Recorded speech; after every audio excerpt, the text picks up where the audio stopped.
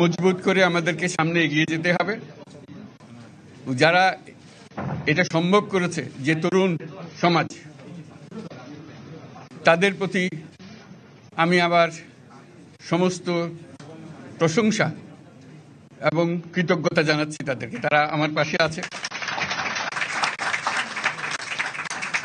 এরা এই দেশকে রক্ষা করেছে, এই দেশকে নতুনভাবে পুনর্জন্ম দিয়েছে, এবং এই পুনর্জন্মে যে বাংলাদেশ পেলাম, সে বাংলাদেশ যেন অত্যন্ত দ্রুত গতিতে এগিয়ে চলতে পারে, সেটাই হলো আমাদের শপথ। সেটা আমরা রক্ষা করতে চাই, এগিয়ে যেতে চাই। আজকে আবু সাঈদের কথা মনে পড়ছে আমাদের, যে আবু সাঈদের ছবি বাংলাদেশের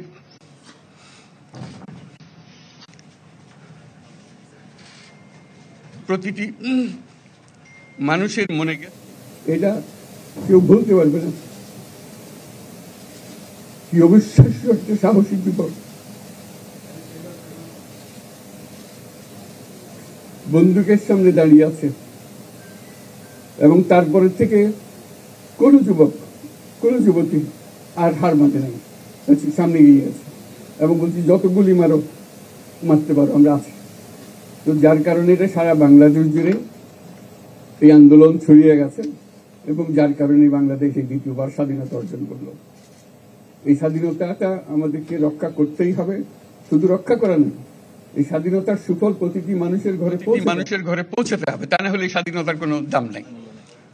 এই স্বাধীনতাটাকে পৌঁছানো হলে আমাদের শপথ, আমাদের যে প্রতিজ্ঞা, যে আমাদেরকে এটা করতে হবে, ঘরে ঘরে পৌঁছাতে হবে। মানুষ যেন জানে যে বাংলাদেশ স্বাধীন হওয়ার অর্থ হলো তার নিজের পরিবর্তন, ব্যক্তির পরিবর্তন, সুযোগের পরিবর্তন, তার ছেলে মেয়ের ভবিষ্যতের পরিবর্তন। এটা যেন প্রত্যেকে বুঝে নেয়। এবং আজকের তরুণ সমাজকে বোঝানো যে এই দেশ এটা তোমাদের হাতে, তোমরা এটাকে তোমাদের মনের মতো করে গড়ে তুলবে।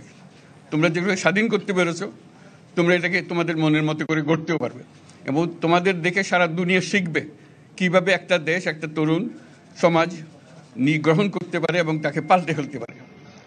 তাদেরকে আমি বারে বারে এমনি উপদেশ দিই যে পুরনোদের বাদ দাও, তাদের এই পুরনো চিন্তা দিয়ে এটার মুক্তি আমাদের হবে না। করি সারা দুনিয়ার মধ্যে এটা হবে না। এটা শুধু বাংলাদেশের কথা না, সারা দুনিয়াকে জুড়ে কথা বলছি।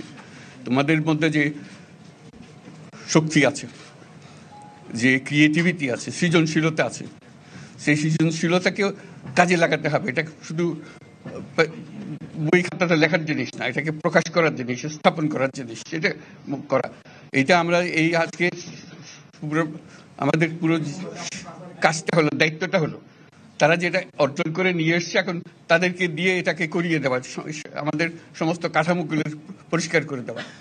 সরকার বলে একটা জিনিস আছে, কিন্তু মানুষের কোনো আস্থা নেই। মানুষ মনে করে সরকার একটা দমন পীড়নের একটা যন্ত্র, যেখানে পায়, যেখানে সুযোগ পায় তার একটা কষ্ট দেওয়া, তার থেকে নিংড়ে দেওয়া, যে সকল স্তরে। এটা হলো তার থেকে কেমন ভাবে সামাল দিতে হবে তাকে, একটা ভয়ের একটা জিনিস, তাকে সামাল দিয়ে চলা। এটা হলো সরকার। এটা সরকার হতে পারে না। সরকারকে দেখে মানুষের বুক ফুলে উঠবে যে আমাকে সাহায্য করবে, আমাকে রক্ষা করবে, আমার সরকার আমার জন্য দাঁড়াবে। সরকার তার জন্য দাঁড়ায় না কোনো সময়। যে সরকার হবে, সেই সরকার মানুষকে রক্ষা করবে, মানুষের আস্থাভাজন হবে। কেউ জোর করে তাকে বলার ভালো আছে, এটা না। সে নিজে নিজে বিশ্বাস করবে, সরকারি লোক দেখলে বলবে আমার লোক, আমাকে রক্ষা করার লোক। সেই আস্থাটা আমাদেরকে ফিরিয়ে আনতে হবে মানুষের মনে। তাহলে মানুষও যোগ দেবে এটাতে। মানুষ এখন পিছিয়ে থাকে যে কিসের মধ্যে আমাদেরকে ঢুকিয়ে দিচ্ছে। আমরা যেন জানতে পারি যে এইটা আমরা সবাই মিলে আমরা অগ্রসর হতে পারি। একটা বড়, সারা বাংলাদেশ একটা বড় পরিবার। এই পরিবার আমরা একসঙ্গে চলতে চাই, এবং আমাদের মধ্যে দ্বিধা দ্বন্দ্ব যা কিছু থেকে সরিয়ে ফেলতে চাই। যারা বিপথে গেছে তাদেরকে পথে আনতে চাই, যাতে করে একসঙ্গে আমরা কাজ করতে পারি। এর মধ্যে আমরা শুনলাম, আসার পথে শুনে আসছি যে এখানে আইন শৃঙ্খলার ব্যাঘাত হচ্ছে, মানুষকে আক্রমণ করছে, ঘরবাড়ি জ্বালিয়ে দিচ্ছে, সম্পদ জ্বালিয়ে নষ্ট করছে, চুরি করছে, দিয়ে যাচ্ছে, অফিস আদালতে আক্রমণ করছে, সংখ্যালঘুদের উপর আক্রমণ করছে, হিন্দু, বৌদ্ধ, খ্রিস্টান, আহমদিয়া সবার উপর আক্রমণ করছে। এগুলো হলো ষড়যন্ত্রের অংশ। এগুলো আমাদের বিষয় না। আমাদের কাজ হলো এটাকে রক্ষা করা, সবাইকে রক্ষা করা। এটাকে প্রতিটি মানুষকে, প্রতিটি মানুষ আমাদের ভাই, আমাদের বোন, তাদেরকে রক্ষা করা, এবং আমাদের একটা শৃঙ্খলা ফিরিয়ে আসা। বিশৃঙ্খলা, সহিংসতা, এগুলো হলো অগ্রগতির বড় শত্রু।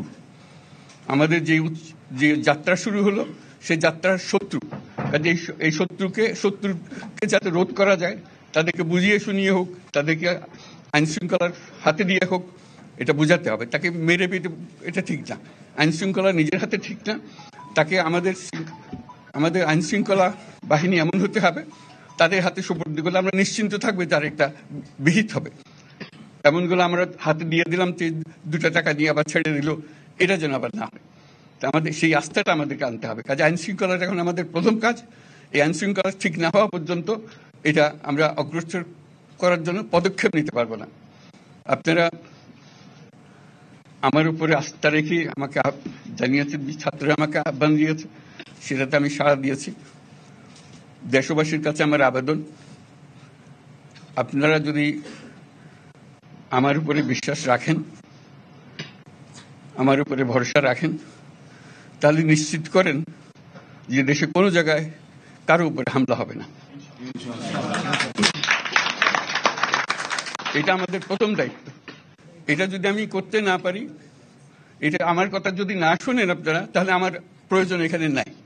আমাকে বিদায় দেন, আমি আমার কাজে থাকি, সেখানে আমি ব্যস্ত থাকি।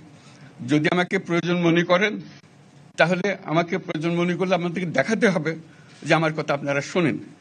আমার কথা না শুনলে আমার কোনো প্রয়োজন নাই। আমার প্রথম কথা হলো, আপনারা বিশৃঙ্খলা থেকে দেশকে রক্ষা করেন, আপনারা সহিংসতা থেকে দেশকে রক্ষা করেন, যাতে আমরা যা আমাদের ছাত্ররা আমাদেরকে পথ দেখায়, সেই পথে আমরা এগিয়ে যেতে পারি।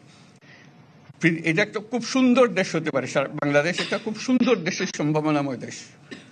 কাজে এই সম্ভাবনাগুলোকে আমরা নষ্ট করে দিয়েছি।